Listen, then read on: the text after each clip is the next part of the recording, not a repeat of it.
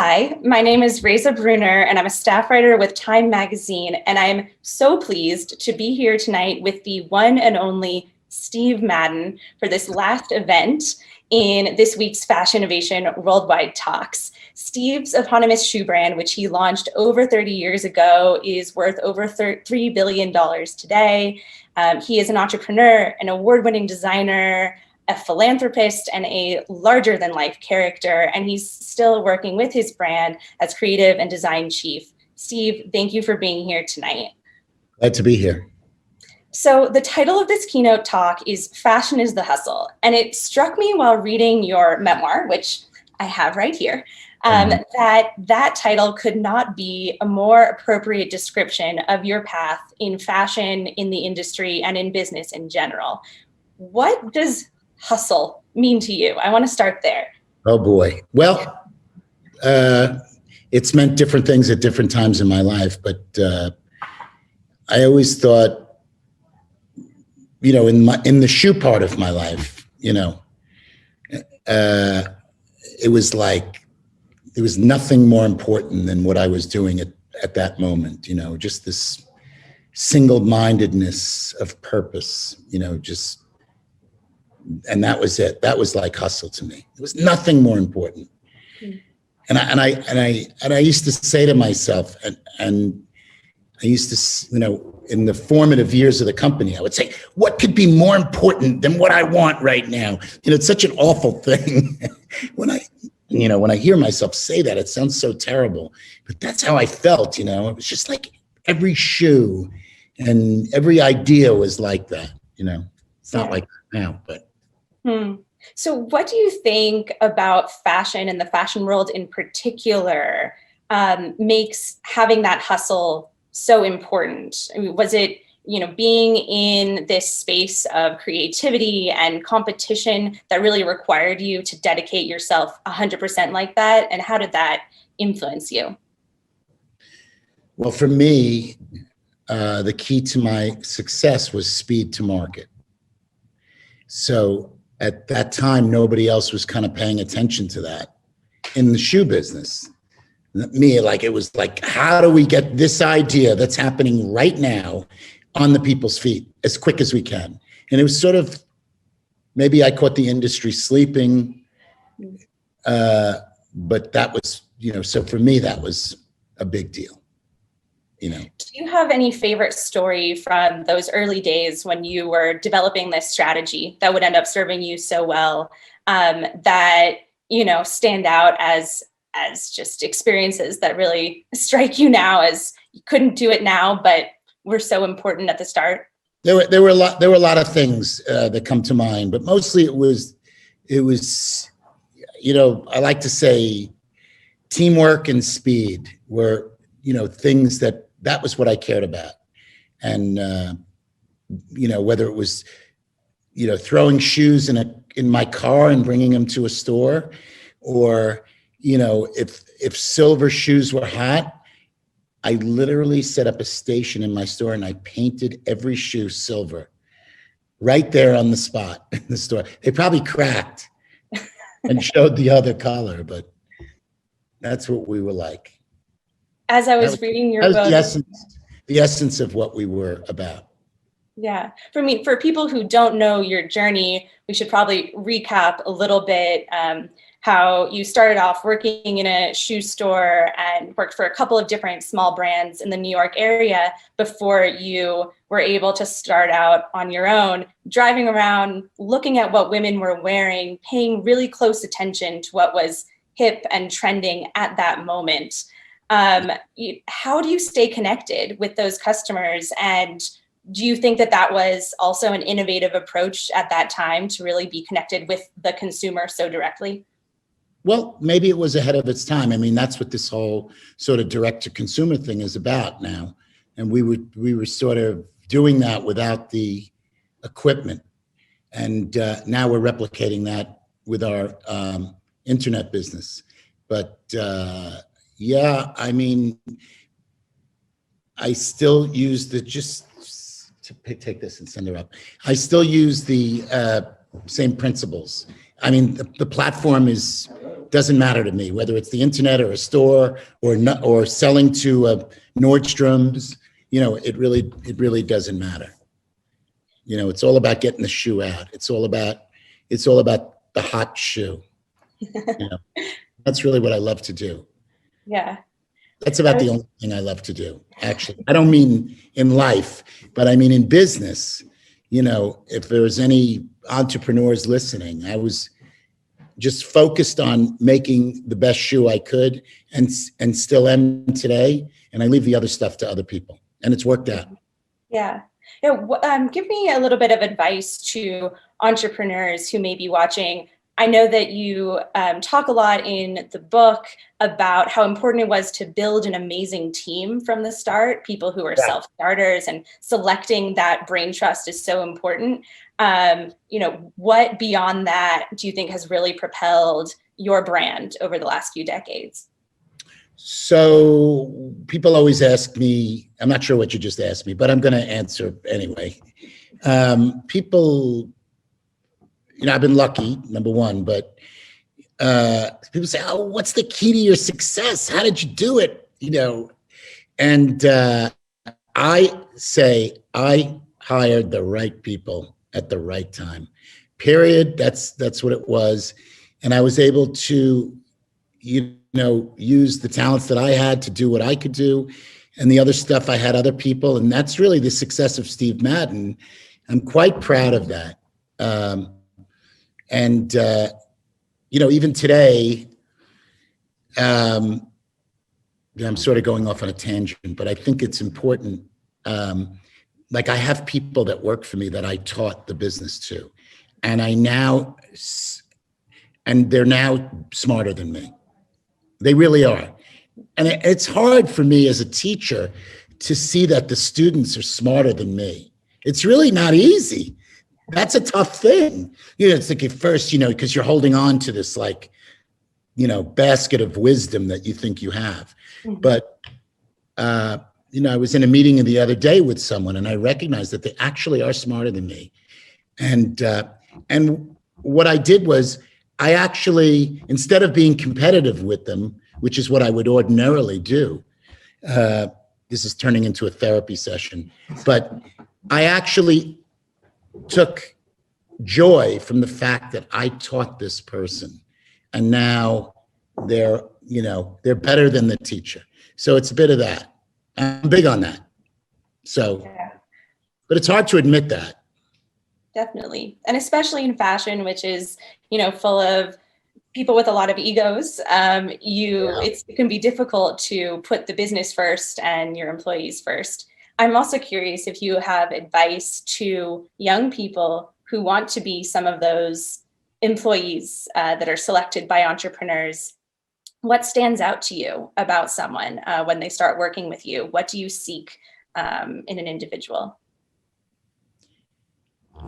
The ones that seem to do, are we in trouble here with the internet? I don't know. Are we good? You're back. The ones that seem to make it are willing to do anything to get ahead. They're willing to work late. They're willing to work on Saturdays. They're willing to go get coffee for somebody. I mean, it sounds terrible. Somebody will probably say something, but you know what I'm trying to say.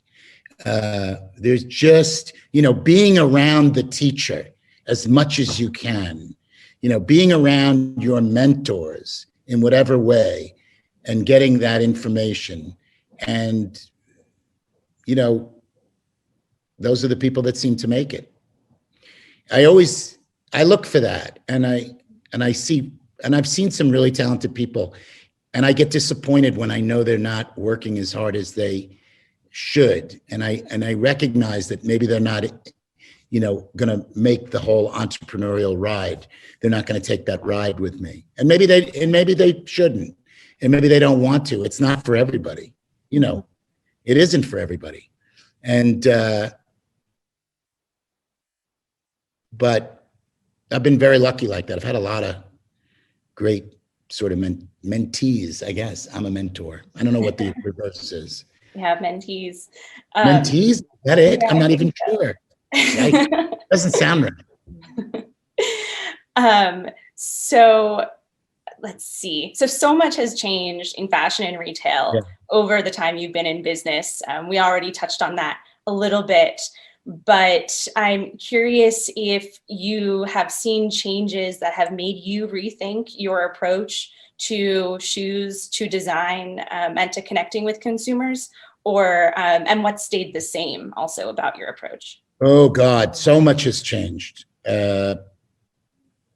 Where I get in trouble, see, I'm all about the shoe, and so, there are situations where it's not about the shoe, and I'm not, and I want to say that doesn't mean that they're not right. There are other things. So when that sort of equation doesn't hold, when it's not just about, I seem to get in trouble. But that's the great thing about having, people that I work with. They seem to, there's all sorts of, financial considerations and that kind of thing. So I seem to get in trouble with that because I don't get that. But some of my retail partners are, they have different, technology, all that stuff, So, but that's what's great about building a team. Yeah. And building a team also supports resilience of a business, which has been huge for you both professionally and personally. You've had quite a wild path over the years of building the brand, including investing money you made through Jordan Belfort, who may be better known to people as the Wolf of Wall Street. The Wolf of Wall Street, yes. So, and he gave you the nickname, the Cobbler. Yes. So what did some of those more challenging experiences teach you about building a business that's sustainable and also about personal resilience and bouncing back? Ooh, it was a big question that you asked. I'm not sure what you just asked. Maybe what did the hard times teach you, Yeah, the hard times. Patience, perhaps. And I learned how to eat rice and beans, and instead of steak and lobster. But, I learned a lot through, I wish I didn't have to go through it. I have that conversation with myself a lot. Did I need to go through all that? I could have lived without all that, but somehow suffering can build character, perhaps. I sound like Gandhi now, but it's sort of true. It can be true. Yeah. Yeah. What do you think was there anything specific that looking back now, you think you would have done differently? Or do you think all of these things kind of work together to create the success that you've had now, the good and the bad? I always say in the round of interviews for the book, I would say, well, I wouldn't, I'm in a good place, and everything I've done has led me to where I am right now, the path, so I wouldn't change, much, but that's not quite true. I would have done some things differently, and I would have tried to, I want to say that I was just so, I suffered from what FOMO, they call it FOMO, fear of missing out. Yeah, and I'm guilty of that. Greed and, taking shortcuts and, I would have, I would have probably done well without all that stuff. And, I wish I hadn't have done it, and, but I did, and, we're human beings are complex, and, we can be great and we can be stupid, and all in probably the same hour, but we try to do better, Yeah. and I guess I've been so lucky. I've had such an amazing journey, and, been, in prison and, and then gotten out and had this, great team and great business to go back to. And we went to new heights, and just so lucky. And I've got noisy kids in the background. Tell them to quiet down back there. I had to tell my own family to leave the house for this, so it's okay. Yeah. Yes. There's a question from the audience, which I think is a great one. Do you have any advice for fashion students? What's the best way to get started in the industry? So yeah, young people today are dealing with a very different world, especially the retail sector, than even a few years ago. But where do you recommend people start right now? If you're in the fashion business, go to work in a store. Go to work for Zara. Go to work for Macy's. Go to work for The Gap. Go to work at Steve Madden. There's nothing like that. There is nothing that can prepare you for a career in fashion than working in a retail store. It is like, it's like in the military doing basic training. It's the same thing. Yeah. Yeah, I worked in a store for a few years. It's so elemental. It's part of my foundation. So much of who I am comes from those 3 years working, being abused by women in a shoe store. Let's see. So speaking of stores, tell me about Steve Madden today. What makes you excited to go to work in the morning? What are you excited about in the year ahead, especially as the pandemic shifts things? Yeah. I'm still excited about the same things. Less so, unfortunately, about the people because I don't see anybody that much, so that part of the thing is, and hopefully we'll get back to that. But that for the last year has been out, and so that's a drag. But we're still super amped up about shoes. Actually, more so, because that's really the only thing that we can do. It's really all about. And I have to say that the technology is good for shoes. We can talk about shoes and send it to each other and, talk about it. So that's been pretty cool. And I'm happy to say that the people that work with me are obsessed with shoes, which is great. They have that same sort of obsession that I have, That seems like a necessary requirement to be part of the Steve Madden brand.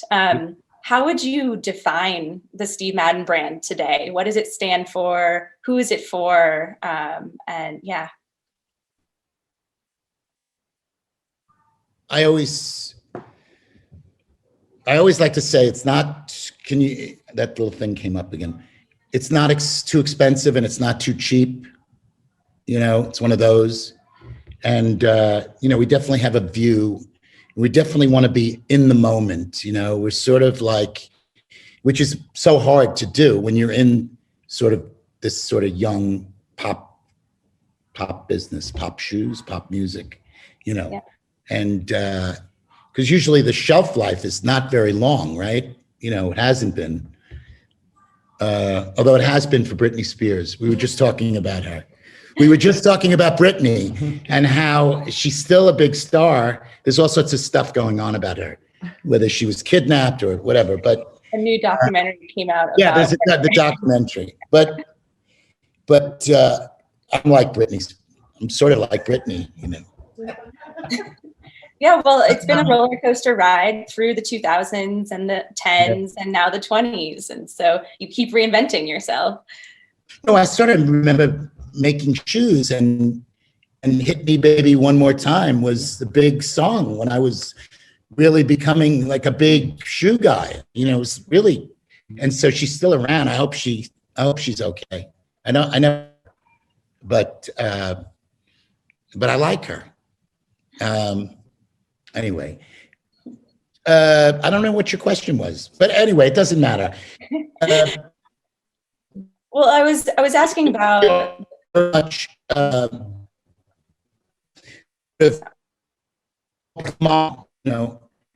which is, in French, we're very much of the moment, I like to work in French when I can, but so part of zeitgeist, and that's who we are. It's not easy, but yeah. Well, how do you keep your finger on the pulse as part of the zeitgeist today? Is it about connecting with celebrities or having strong focus groups with consumers, or doing more work on social media? What's the tactic that's really allowed you to connect with younger generations still? I guess, it's easier today than it was maybe 10 years ago because of social media. So you sort of can plug into, I could plug into it, but I could never really viscerally, because of my age, sort of get it, right? Let's be honest, but, I'm surrounded with a great team that does get it. And I have children, that have turned me on to, a whole TikTok experience, which is amazing. And they could just watch TikTok. I have 2 daughters, and they just, young. And so you could sort of plug into that whole bit, it's all there. The power of social media. I don't mean to bore you, and I'm sure you hear about this all the time, but it's powerful. And you could see what it did with the stock market, right? Just recently, that's the first time that, people, they felt the effect of social media, on the stock market. And it was like it turned the world upside down. So same sort of now with fashion. Do you want to make any predictions about what happens next in your industry, and especially how fashion has changed over the last year because of the pandemic? What influence do you think that is going to have long term? I think it's going to be like the Roaring 20s. That sounds good to me. Whooping it up. I do. I think people. I think people are anxious to get out, and get out of their pajamas, and get into their high heels. And no, I do think that, actually, and I think that no, I think it's going to be like the Roaring 20s. There's lots of stuff going on. We don't know where this internet world is going to take us. And of course, you see the effect on politics too, right? Right. All these stuff going on, conspiracy theories and all sorts of stuff going on. And, it's a crazy time. We don't know what this power gets unleashed. Be an interesting thing. Yeah. Yeah. I'm excited to be making shoes in the post-COVID era. Right. Yes. Yeah. I certainly feel like I'm going to want to be buying really exciting new designs and totally revamping my wardrobe. So I see a silver lining at the end of all of this for fashion personally. Yes. Let's see. As a leader and a business person over the past year, how has the pandemic changed your approach to your work? Has it shifted in any way the long-term plans for your brand and for yourself as a part of the business? That question is so deep. I don't even know if I can handle it. I'm going to have to see a therapist after this been a time of reflection for sure. Lots of time at home, lots of time with my children, lots of time in my pajamas, like Hugh Hefner, you know, anyway, yes, it's, you know, we have to see. I'm interested in developing young talent. You know, that will be a particular, if I can, you know, it's probably harder at this age than it was, you know, at 36. Yeah. And where are you looking for that kind of young talent? Where do you find that kind of inspiration or those kinds of people out there? We're going to be doing more recruiting in colleges, and we have a lot of people that come through our stores, so that, you know, that's a place to do it. Yeah. And but you know, hopefully I can do that without people thinking I'm some grumpy old man. Do you know what I mean? Like when I was 36, I was still like, when I was 40, you know, and now I'm in my 60s, you know, so it's different, right? You know, but I think the same principles apply. You know, the platforms change, not the platform shoes, the platforms. And I'm very excited about the future. I really am. Yeah. What are you looking forward to most? What is? Well, I'm just looking for the, you know, for this, some kind of, you know, just, I think the fashion is going to be so exciting. There's going to be so much newness and so much interesting stuff. And if that's the case, I will be making it.